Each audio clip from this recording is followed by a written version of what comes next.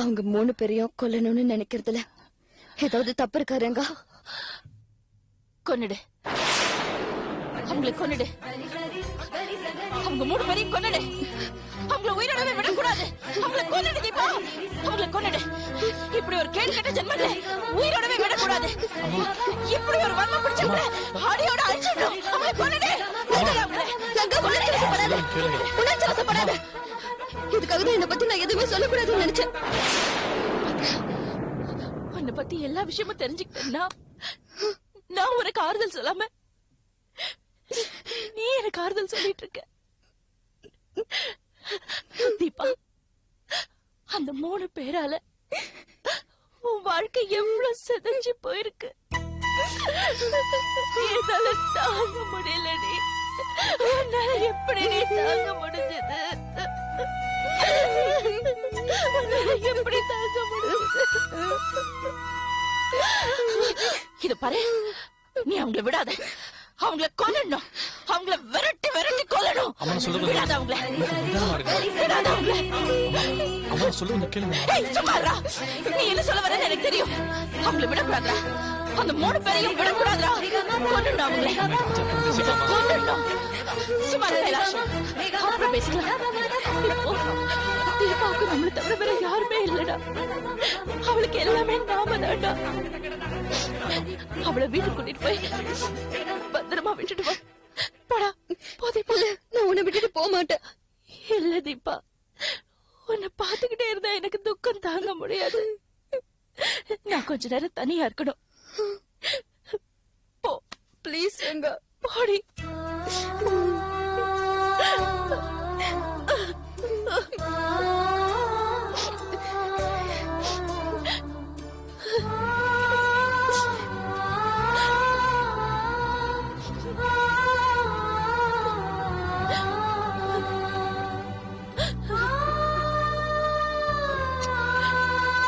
என்னடா நீ கூட போல?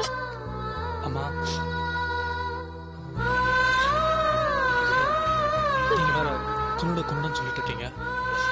தீபக் ஆகாஷை பத்தி சரியா தெரியாதுமா. அவ சொல்றத வச்சு பார்த்தா ஆகாஷ் யாரு தெரியும்ல? கலாமோட பையம்மா.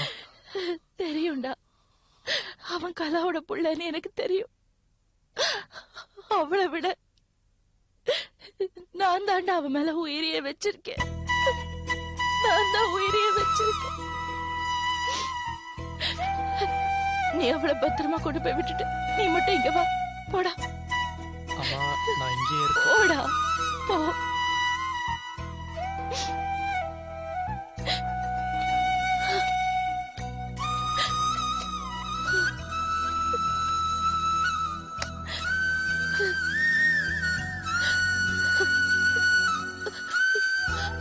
ஆகாஷ், இவ்வளவு மோசமானவனாவா வளர்ந்திருக்க? இதுக்கு நீ பொறுந்திருக்காமே இருந்திருக்கலாமேடா. பொறுந்திருக்காமே இருந்திருக்கலாமே.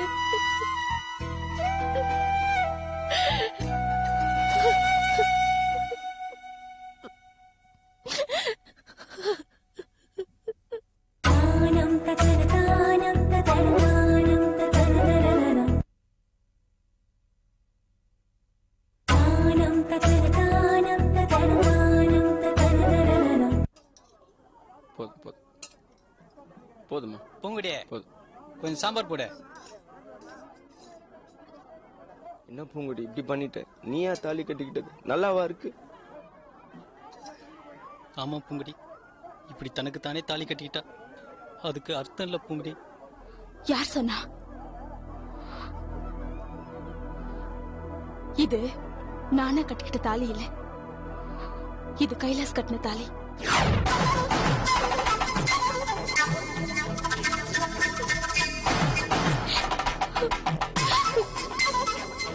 இப்ப அம்மா கல்யாணத்துக்கு ஏற்பாடு பண்ணிருக்காங்க. நான் எப்படி இன்னொருத்தர கல்யாணம் பண்ணிக்கிறது? என் மனசு, என் உயிர் எல்லாமே கைலாஸ் தான் சாமி. அவனையே நினைச்சிட்டு இருக்கும் போது நான் எப்படி இன்னொருத்தர கல்யாணம் பண்ணிக்க முடியும்? இது நான் என் கைலாசுக்கு செய்யற துரோகம் இல்லையா? எனக்கு தாலி கட்டுறவனுக்கு செய்யற துரோகம் இல்லையா சாமி? கைலாச காதலிக்கிறது கூட யானையை தடவி பாக்குற மாதிரின்னு அம்மா சொல்றாங்க. ஆனா என்னால கைலாச தவிர வேற யாரையும் கல்யாணம் பண்ணிக்க முடியாது சாமி. நான் யாரையுமே கல்யாணம் பண்ணிக்க மாட்டேன்.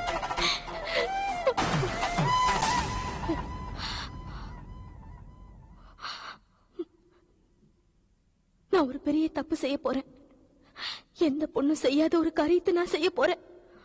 எப்படி செய்வேன்னு கேட்டா எனக்கு பதில் சொல்ல தெரியாது. ஆனா என் மனசுக்கு சரின்னு படுது.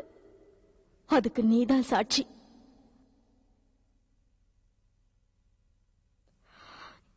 எல்லாரும் அக்னிய சாட்சியா வச்சு கல்யாணம் பண்ணிப்பாங்க.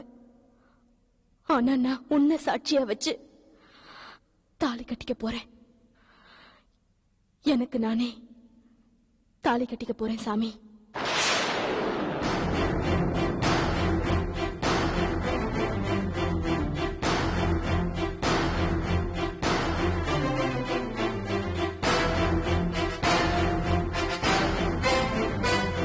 இந்த சாதிக்கு அர்த்தம் இருக்கா?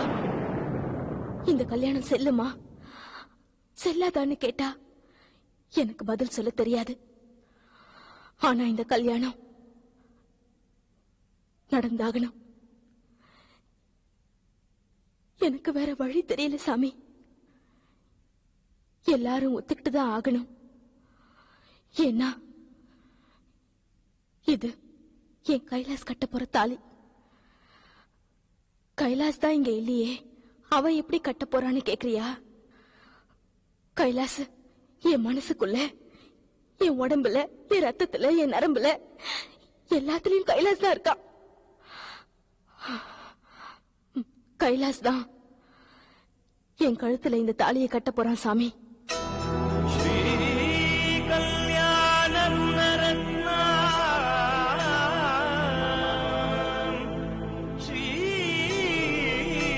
லக்ஷ்மி பரதேவதா பாகிமாம் பாகிமாயனா சிவமா சர்வ சௌபாக்ய தேகி மாம் சௌபாக்ய தேகி மாம் சௌபாக்ய தேகி மாம்.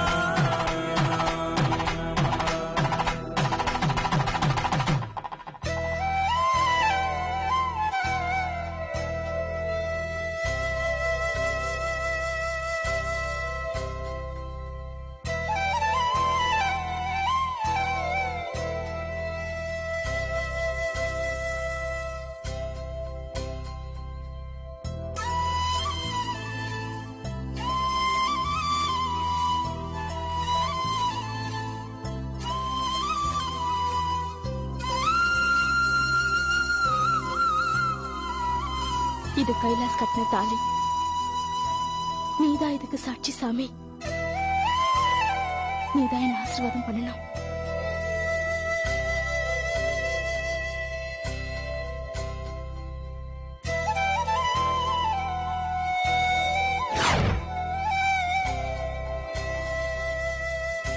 இதுக்கு அந்த தெய்வம் தான் சாட்சி. இந்த தாலிக்கு நிறைய அர்த்தம் இருக்குன்னு நான் நம்புறேன். நிரூபிப்பேன்.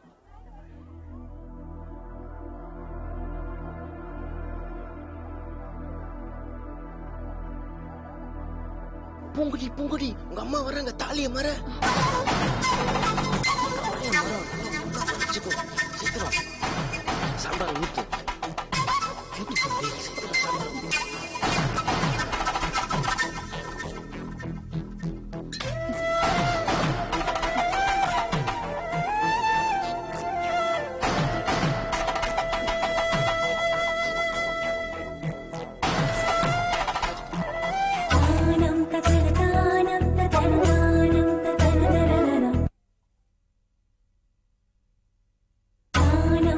தானம்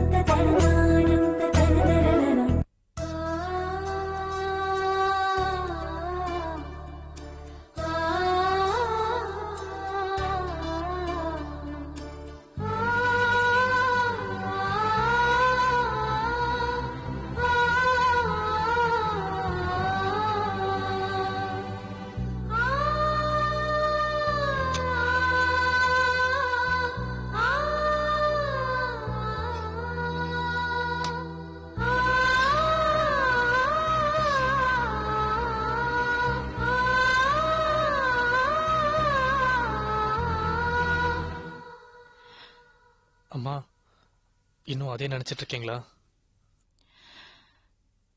இல்ல, நான் அதை நினைக்கல. நாங்க கஷ்டப்பட்டதை நினைச்சிட்டு இருந்தேன். அவன் என்னதான் கலாக்கிட்ட வளர்ந்திருந்தாலும் அவனை நான் பெத்த பிள்ளையா பாத்துக்கிட்டதை நினைச்சிட்டு இருக்கேன்.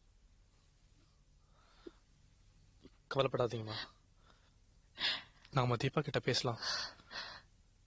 அவகிட்ட பேசி அவன் மனசை மாத்தி ஆகாஷ மன்னிக்க வச்சிடலாமா? பாசம் பாசம் எப்பவுமே கண்ணை மறைக்க கூடாது. நாம எப்பவுமே தீபா பக்கம்தான் இருக்கணும். ஆகாஷ தண்டிக்கணும். கண்டிப்பா ஆகாஷ தண்டிக்கணும். ஆகாஷ தண்டிச்சே ஆகணும். ஆனா என்னால அதை பார்க்க முடியாது.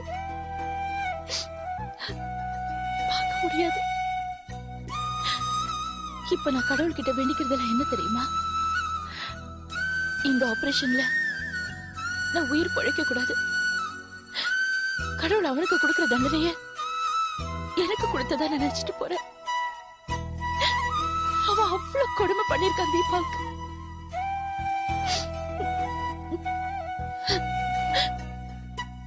இங்க பாரு, இந்த விஷயத்த ஆபரேஷன் முடியற வரைக்கும் நீ யார்கிட்டயும் சொல்லக்கூடாது. புரிஞ்சுதா? நீ தீபாவுக்கு துணையா இருக்கணும். இது பாரு, அந்த வாக்மேனையும் கேசட்டையும் எடு.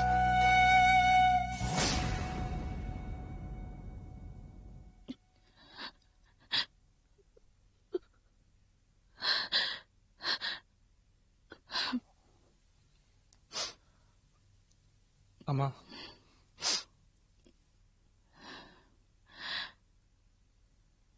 இதுல நான் கலாவுக்கு சில விஷயங்களை பேசி வைக்க போறேன். ஒருவேளை ஆபரேஷன்ல என் உயிர் போயிடுச்சுனாதான் இத நீ அவகிட்ட கொடுக்கணும்.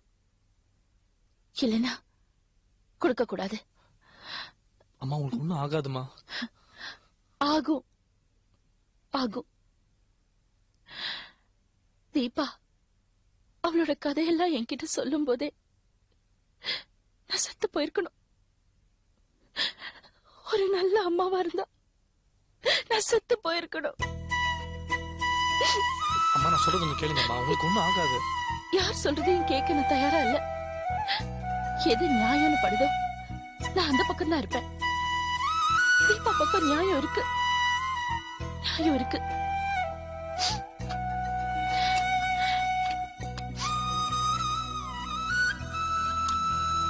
கேசட்ட போடு.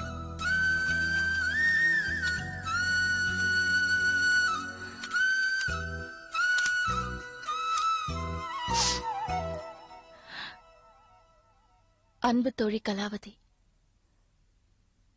இத நீ கேட்கும்போது நான் நிச்சயம் உயிரோட இருக்க மாட்டேன். கலா ரொம்ப ஷாக்கா இருக்கா? உடனே டேப்ப நிறுத்தணும்னு தோணுதா? நிறுத்தாத.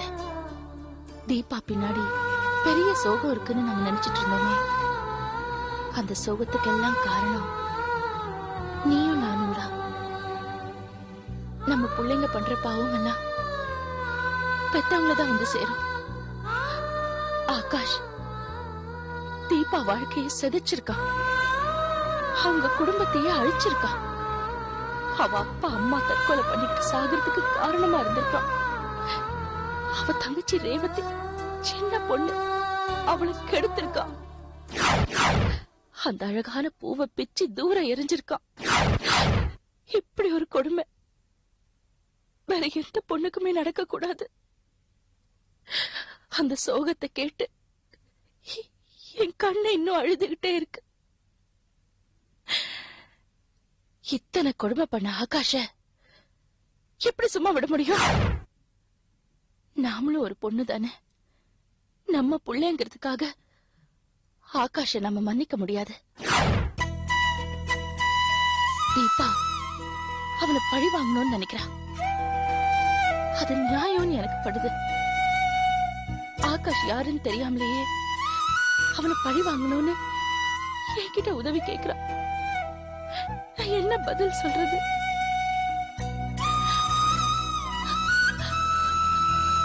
பசுவோட கன்ற தேரேத்தி கொன்னாங்கிறதுக்காக தம் மகனையே தேரேத்தி கொன்னானே அந்த மனுநீதி சோழன், அவன் தான் எனக்கு ஞாபகத்துக்கு வரான். பசுவோட கண்ணீருக்கே நியாயம் சொல்லிருக்காங்க, தண்டனை கொடுத்திருக்காங்க. தீபா சாதாரண குடும்பத்துல பிறந்து படிக்கணும்னு ஆசைப்பட்டிருக்கா. அதுக்காக அவளுக்கு இவ்வளவு பெரிய தண்டனையா? தீபா கதறி துடிச்ச மாதிரி ஆகாஷும் கதறி துடிக்கணும்.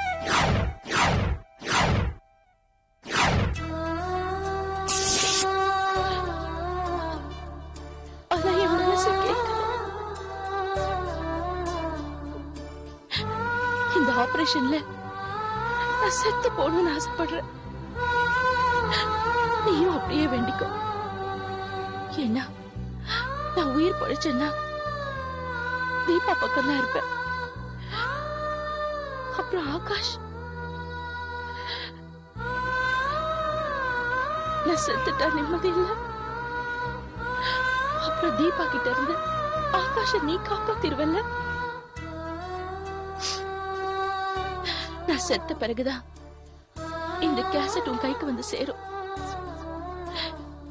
நீ எனக்காக அழ வேண்டாம், ஆகாஷுக்காக அழு. இப்படி ஒரு பிள்ளைய வளர்த்துட்டோமே நல்லா அழு. ஆனா ஆகாஷுக்கு கண்டிப்பா தண்டனை கிடைக்கும், கிடைக்கணும். கைலாஷ், நான் சொன்ன மாதிரி ஆபரேஷன்ல நான் செத்து போனாதான் இந்த கேசட்டை நீ கலாவதி கிட்ட கொடுக்கணும். இல்லனா நீ கொடுக்க கூடாது, புரிஞ்சுதா?